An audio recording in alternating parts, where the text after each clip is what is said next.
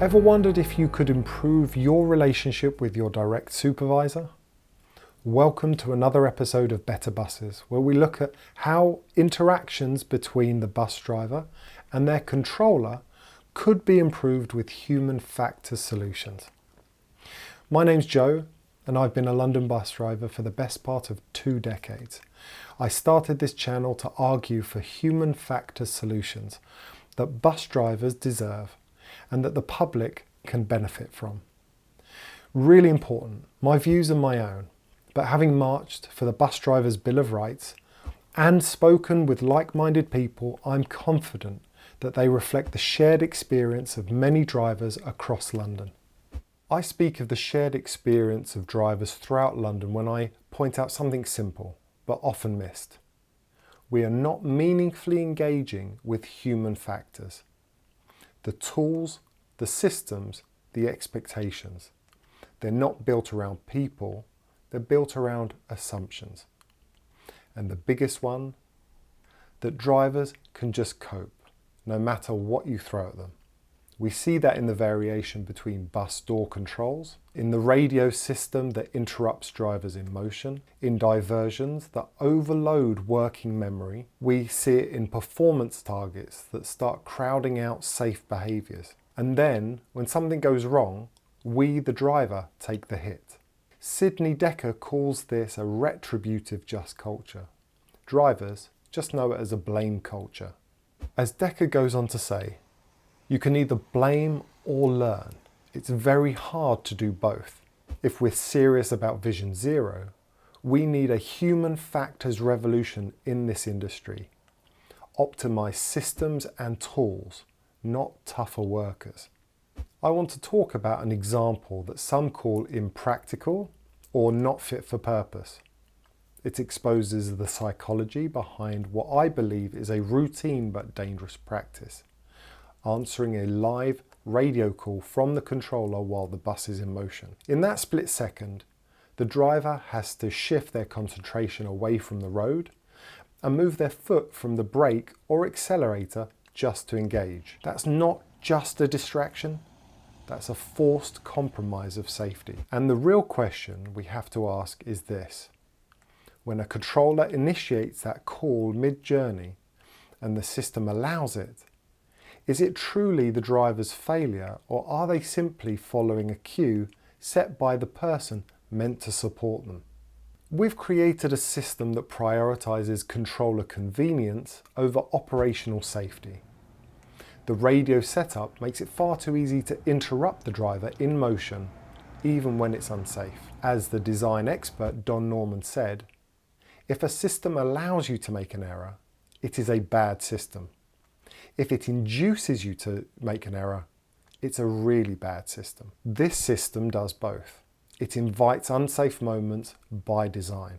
3 players should be aligned in the service of safety: the technology, the controller, and the driver. Right now they're pulling in different directions. It's not teamwork, it's misalignment. Drivers who want to communicate with the controller will press the green call button.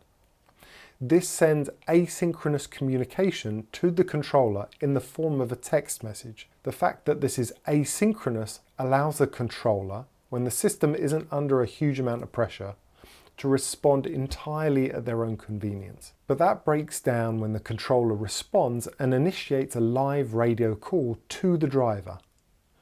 The driver then hears a number that could reflect a bus or running number, or simply, "Driver, are you receiving?" That's synchronous communication. Instant, live, unavoidable, and often ill-timed.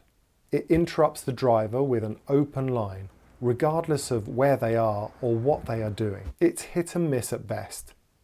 A system like this doesn't prioritize safety, it prioritizes access. It's not like a phone that rings and that you can leave. the driver does not consent as the words "Driver, are you receiving?" enter the cab. Here, calling the driver means an open line straight into the cab. The language used carries pressure. Driver, are you receiving? Repeated with urgency or raised volume, or shorter distances between each phrase. These cues create strong psychological prompts. The driver's concentration is pulled away from the road by tone, not instruction. Just to make it clear, the system allows this, which is one of the 3 elements that should be aligned to safety.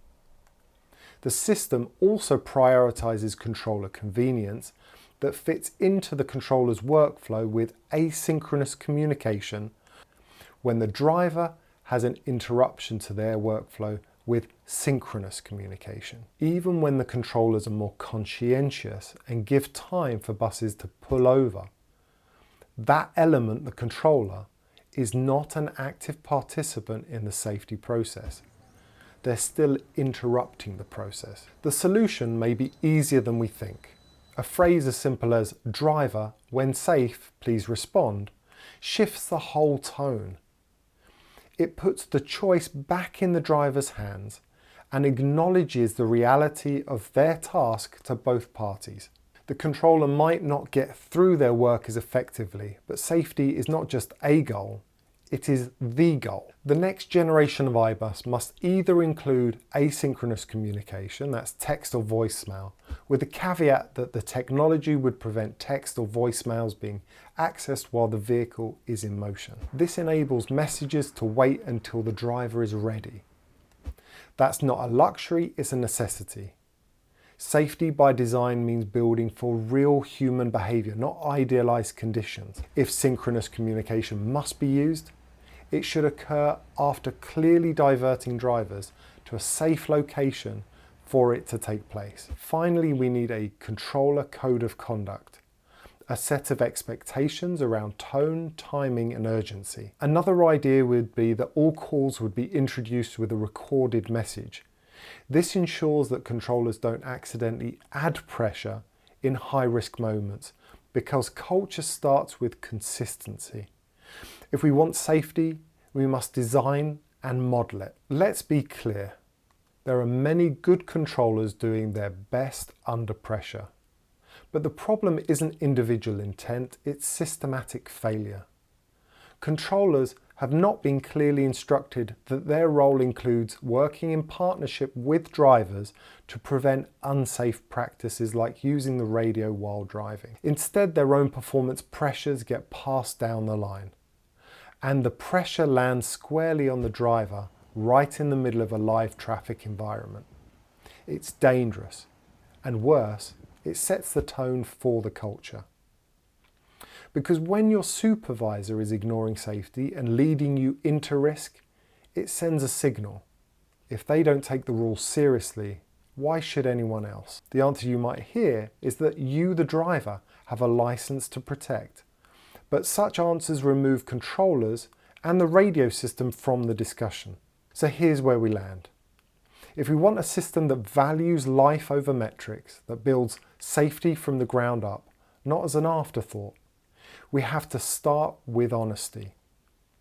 Honesty about what's really happening in the cab, about the pressure we pass down, about how culture is shaped, not just by what we say, but by what we tolerate. Controllers need clear guidance, drivers need real support. And the whole system, from contracts to communication, needs to be rebuilt with human factors at its core. Because safety isn't a slogan, it's a choice. And right now, it's time to choose better. It's clear that more is needed in the controller's code of conduct beyond tone and timing. But for the driver, the cultural linchpin is the controller and their behaviours as your superior.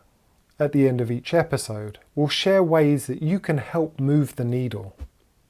This week we're asking people to sign the petition to get the bus driver's Bill of Rights into bus contracts.